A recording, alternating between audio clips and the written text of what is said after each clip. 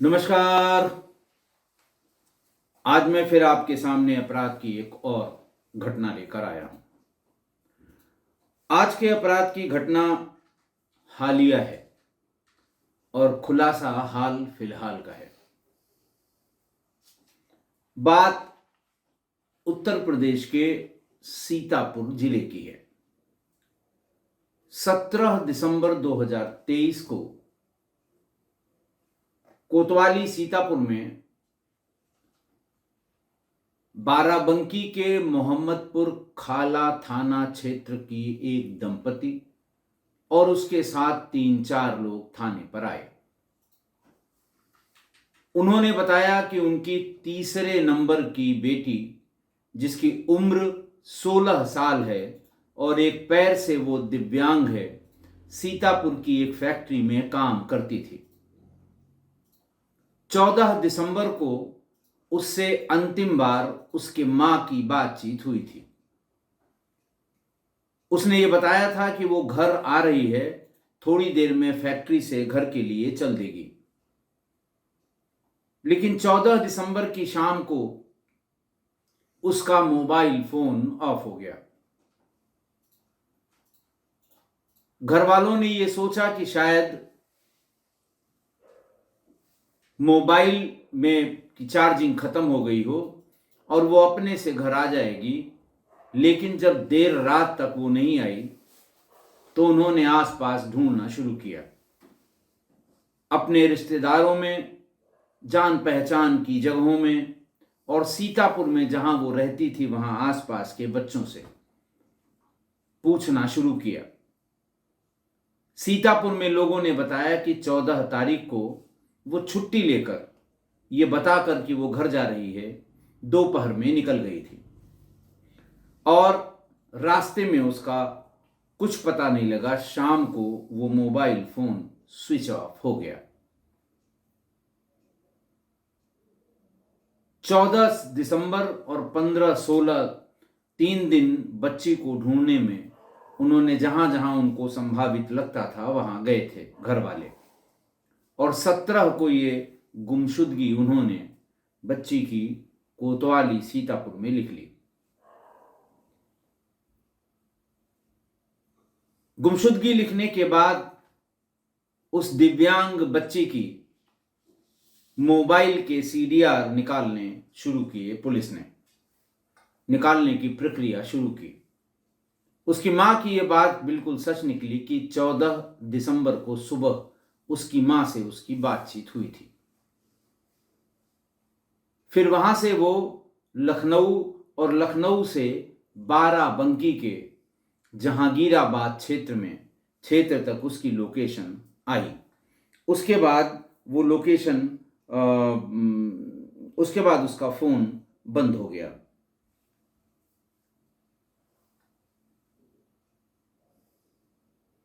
Police ने और permutation combination से ये भी पता कर लिया कि 2 और मोबाइल नंबर हैं जो लखनऊ में उसके साथ साथ चले थे, ऑन थे, और बाराबंकी के जहांगीराबाद के पास जाकर वो तीनों फोन स्विच ऑफ हो गए। पुलिस को लगा कि जरूर इन बाकी के 2 फोन से इस लड़की के फोन का कोई न कोई संबंध होगा। जिनके वो नंबर थे उसका फिजिकल वेरिफिकेशन कराया गया।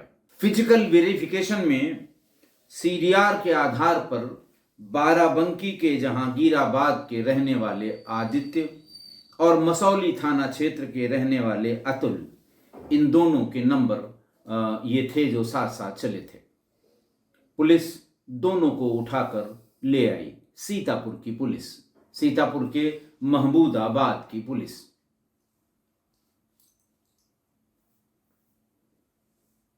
उन दोनों को जब महमूदाबाद उठाकर ले आई, उनसे पूछताछ शुरू की। पहले तो उन्होंने पुलिस को उलझाने वाली बातें बताई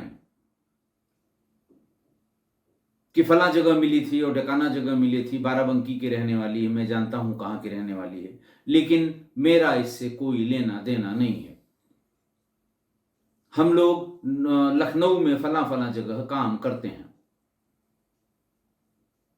पुलिस की जो इन्वेस्टिगेशन थी या जो जांच थी बस यहीं आकर रुक गई। पुलिस ने उनकी बताई हुई जगहों पर कि वो कहाँ कहाँ काम करते हैं, कहाँ के रहने वाले हैं, घर वालों के बारे में जो जो चीज़ें बताई थी, 2-3 दिन तक पुलिस उनका वेरिफिकेशन करती रही। तो उन लोगों ने जितनी बातें बताई वो सब सही निकली।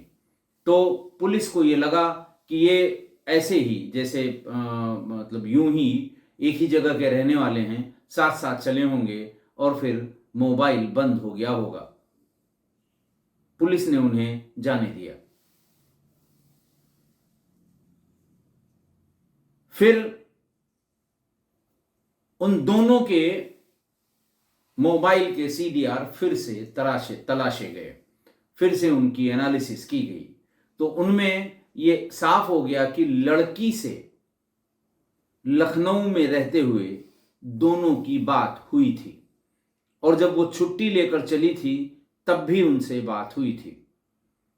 और लखनऊ जब वो आ गई तब ये दोनों तीनों मोबाइल फोन एक लोकेशन पर मिलने लगे। पुलिस ने फिर उनको बुलाया, उन दोनों को बुलाया और इस बार बहुत सख्ती से बातचीत की।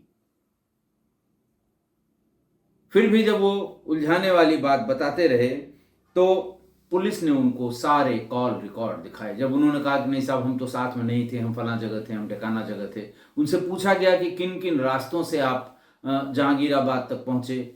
उन्होंने जो रास्ता बताया सीडीआर के हिसाब से वो बिल्कुल उल्टा रास्ता बता रहे थे। जब वो कन्फ्रंट किया गया कि नहीं तुम इन इन इन टावर से गुजर कर इस रास्ते से गए हो, फिर वो थोड़ी देर में पुलिस की सख्ती के आगे, पुलिस के ने जो अपना रंगारंग कार्यक्रम किया उनके साथ, उसके आगे फिर वो थोड़ी देर में टूटने लगे। उन्होंने ये बताया कि 14 दिसंबर को लड़की चूंकि पहले उनसे एक आध बार मिली थी नौकरी के सिलसिले में, बाराबंकी में ही मिली थी शहर में,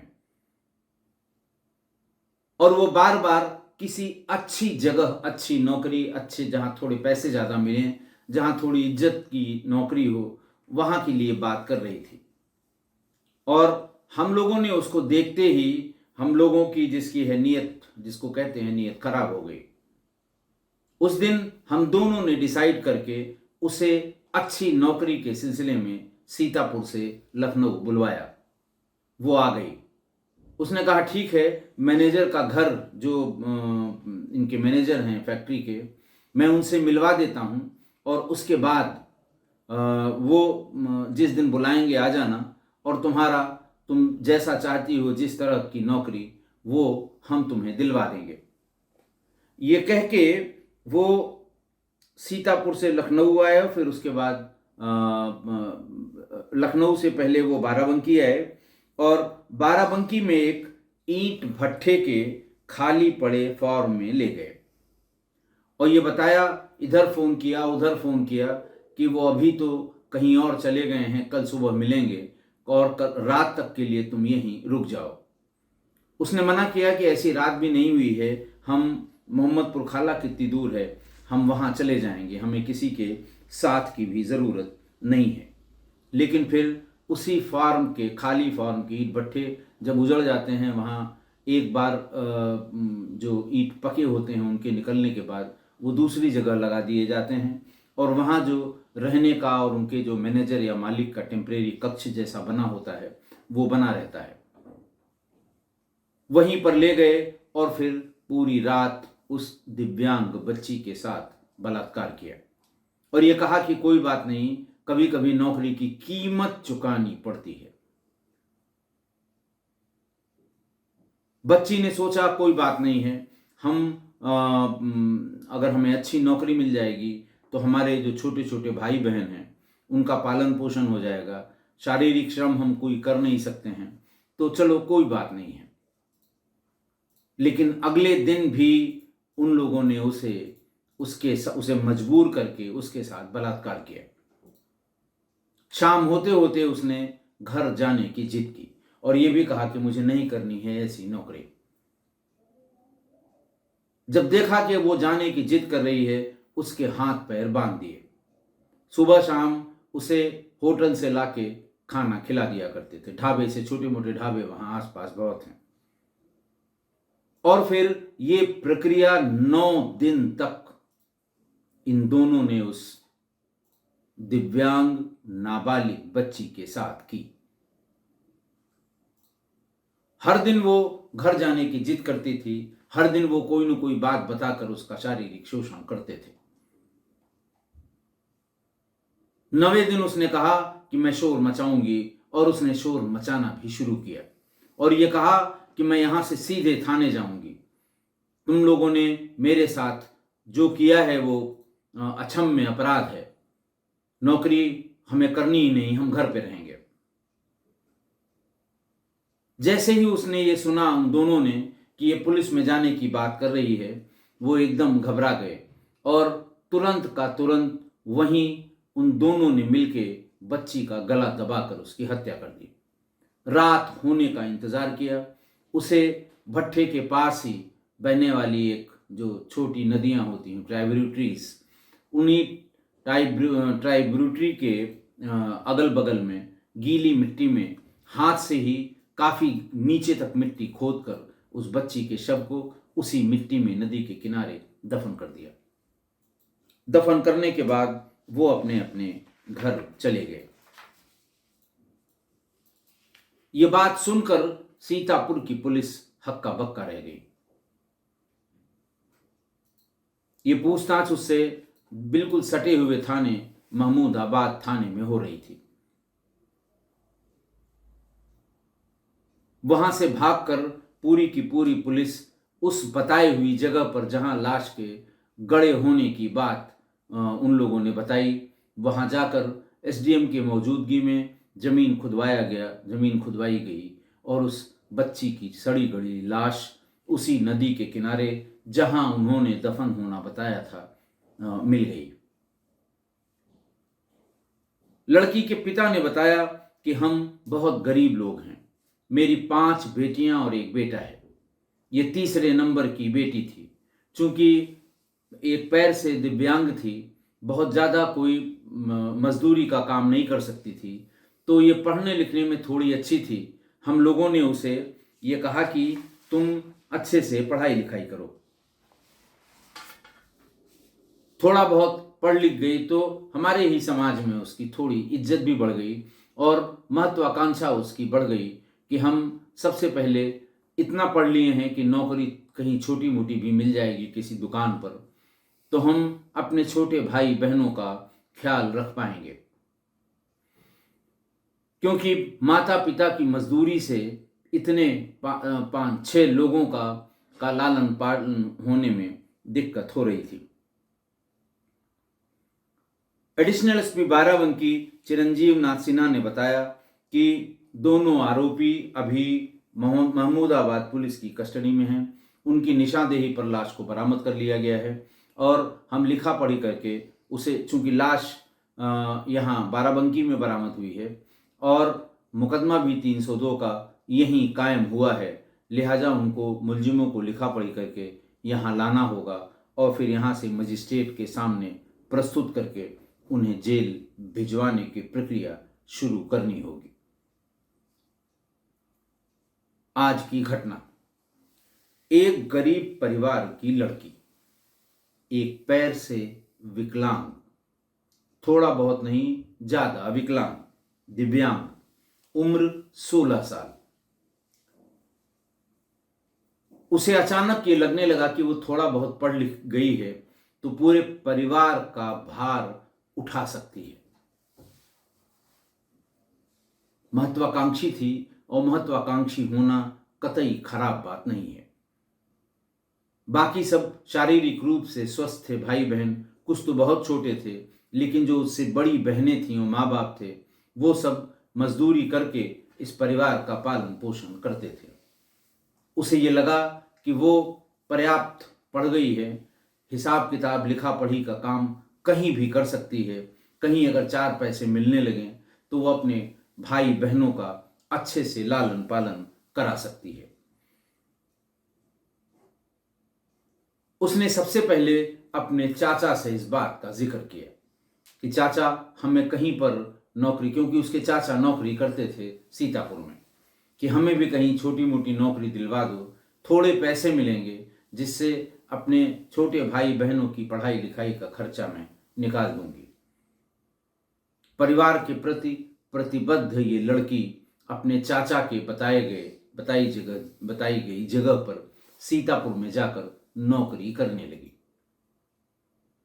लेकिन उसके मन की जो उत्कंठा थी, उसकी जो महत्वाकांक्षा थी, दूर तक देखने की जो उसकी शक्ति हो गई थी इतनी कम उम्र में, उसे ये लगता था कि मुझे अच्छी जगह और अच्छी तनख्वाह की नौकरी मिलनी चाहिए।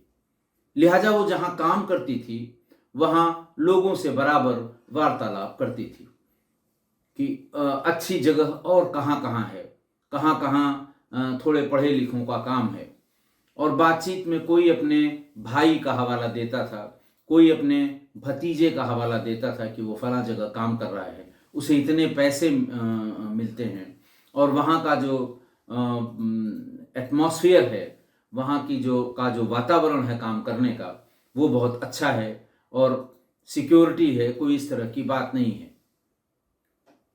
नंबर लेके उनसे बात करना कि कैसे जाया जा सकता है, किससे बात करनी होगी, कौन मालिक है, मैनेजर कौन है, इंटरव्यू कैसे लिया जाता है वहाँ पर, और किस तरह से नौकरी पाई जाती है, जगह है कि नहीं है, इस तरह की बातें, इस तरह की क्वेरीज वो फैक्ट्री में काम करने वाले दूसरे लोगों से बातचीत करती रही।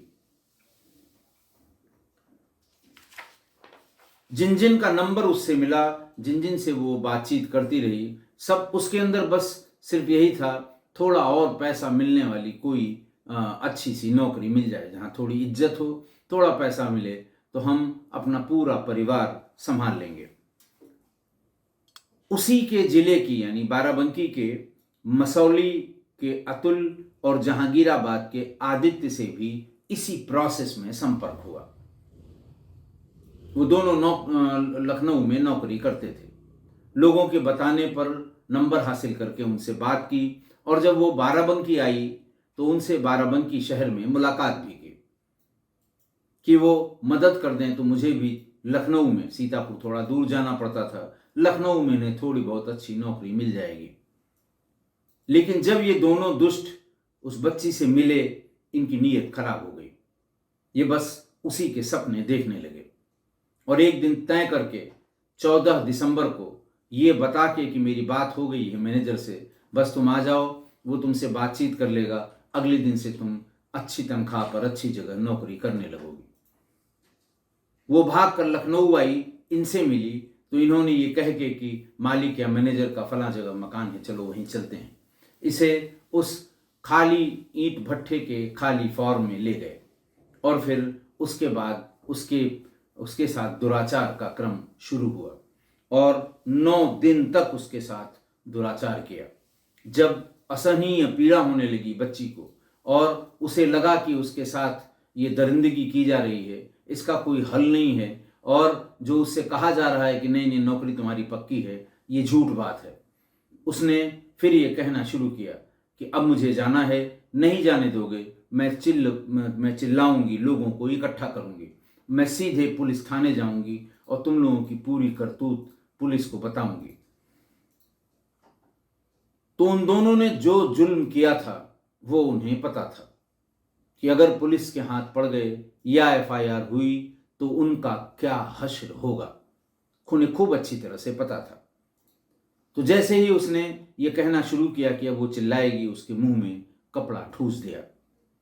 वो हाथ पैर मारती रही और फिर चिल्लाने की कोशिश करती रही। इन दोनों ने उसी बीच ये सोच लिया कि अगर ये छूट गई या भाग गई, क्योंकि 2 बार बीच में उसने भागने की भी कोशिश की थी, भाग गई तो जरूर पुलिस ढूंढेगी और बर्बाद कर देगी। मौके पर डिसाइड करने के बाद उन दोनों ने बच्ची की गला दबाकर हत्या कर दी। शाम का इंतजार किया, रात हो गई, दोनों उसे अपने कंधे पर लाद के पास से निकलने वाली एक नदी, छोटी ट्राइब्यूटरी, वहां पर ले गए, और पानी के बगल में जहाँ गीली मिट्टी होती है, गीली रेत होती है, वहाँ हाथ से ही गड्ढा खोद के उसे उस गड्ढे में दबाकर दफना दिया और घर चले आए। ऐसा उन्होंने 14 दिसंबर को ही कर दिया, जो पोस्टमार्टम रिपोर्ट से भी साफ हो गया था। 17 को उसकी गुमशुदगी लिखवा दी घर वालों ने सीतापुर में जाकर। सीतापुर में दरअसल वो एसपी से मिलने गए थे, उन्होंने कोतवाली भेज के गुमशुदगी लिखवा दी, लेकिन बाद में ये पूरा मामला महमूदाबाद का पता लगा। तो महमूदाबाद की पुलिस सीडीआर के एनालिसिस के बाद आदित्य और अतुल को उठाकर ले आई और फिर उनसे ये सारी बात पता लगी। पुलिस ने आके लड़की का शव बरामद किया, थाना बाराबंकी में इसका मुकदमा कायम हुआ और फिर लिखा पढ़ी हुई कि उसको वहां से लाकर जेल भेजा जाए। देखिए, लड़की की दिव्यांगता की मजबूरी,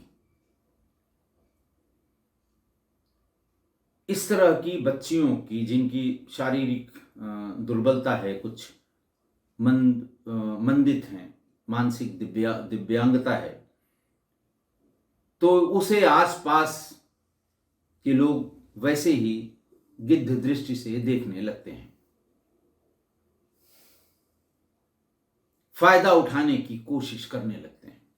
अगर माँ बाप सतर्क न हो तो आप समझ लीजिए कि इन गिद्धों की कमी किसी समाज में, किसी गांव देहात मोहल्ले में नहीं है। तो एक तो वो बच्ची दिव्यांग थी, तो उसकी इस मजबूरी का फायदा उठाने वाले लोगों ने जब ये देख लिया कि ये बहुत महत्वाकांक्षी भी है, मतलब महत्वाकांक्षा उसकी कमजोरी की तरह देखा गया कि इसे अगर लालच दिया जाए नौकरी का तो आसानी से जाल में फंस सकती है। और इसी तरह इन दोनों लड़कों ने उसे अपने इस जाल में फंसाया और उसकी जान चली गई। मैंने जैसा कहा कि किसी भी आदमी हो, लड़की हो, औरत हो, किसी की दिव्यांगता या शारीरिक कमजोरी का फायदा उठाने का चलन है। नहीं मानते लोग, फायदा उठाने की कोशिश जरूर करते हैं। और अगर ऐसा दिव्यांग या शारीरिक रूप से कमजोर कोई व्यक्ति, कोई आदमी, कोई औरत, कोई लड़की, अगर वो महत्वाकांक्षी है, यानी कमजोरी अपनी जगह और जो उसकी शारीरिक कमजोरी या मजबूरी है वो अपनी जगह, और महत्वाकांक्षा अपनी जगह, तो जब महत्वाकांक्षा का पता लगता है और उनको पता है कि इसके अंदर ये कमजोरी है या इसके अंदर ये शारीरिक रूप से दिव्यांग है, तो वो 2 मिनट में तरह तरह के सब्ज-बाग दिखाने लगते हैं। ऐसे गिद्ध जो मड़राते रहते हैं वो उन्हें इसी सब्ज-बाग दिखाते रहते हैं कि कैसे इसको अपने जाल में फंसाया जाए। इसलिए सावधान रहने की ज़रूरत है। ऐसे लोग जो वैसे ही ऊपर वाले के गुस्से का शिकार हैं या कोई उनमें शारीरिक अक्षमता जन्मजात आ गई है, और अगर वो लड़की या महिला हैं तो बस ये पूछिए कि गिद्धों की कोई कमी नहीं है। हर समय वो इसी कोशिश में होते हैं कि कैसे इसकी इस कमजोरी का फायदा उठाएं, और अगर उसकी कोई महत्वाकांक्षा है तो फौरन सब्ज-बाग दिखाने वालों की कोई कमी नहीं है। इसलिए सावधान रहें, खासकर जब आपकी दिव्यांगता हो और महत्वाकांक्षी भी आप हैं। तो ऐसे में ये दोनों ही कारण अगर एक साथ हैं तो जाल में फंसने के पर्याप्त कारण हैं। इसलिए सावधान रहें, सजग रहें। सुधी श्रोताओं को एक बात और मुझे बतानी थी कि आज से मेरी एलएलबी की परीक्षाएं शुरू हो रही हैं, 5वें सेमेस्टर की। मैं हर बार जब परीक्षा देने जाता हूं प्रयागराज तो आपको बता के जाता हूं। ये मेरा 5वां सेमेस्टर है और अगले 10 दिनों तक मैं प्रयागराज में रहूंगा। वहीं ये लॉ के 5वें सेमेस्टर का एग्ज़ाम दूंगा और तब मैं वापस आऊँगा। अगले 8 दिनों तक मैंने जयप्रकाश जी अपने सहयोगी को रिपीटेड एपिसोड्स अपलोड करने के लिए कहा है। अच्छा, एक बात मैं और साफ कर दूं कि अभी बीच में अखबारों में और इंटरनेट पर ये समाचार चला खूब कि एक रिटायर्ड आईपीएस जिनका नाम राजेश कुमार है, वो एक लखनऊ की एक भाषा यूनिवर्सिटी है उसमें नकल करते हुए पकड़े गए। भाई लोगों ने फौरन, आप उस समय के अगर कमेंट्स देखें तो कुछ लोगों ने तो यहाँ तक कह दिया कि साहब आपको ये सब करने की क्या ज़रूरत थी।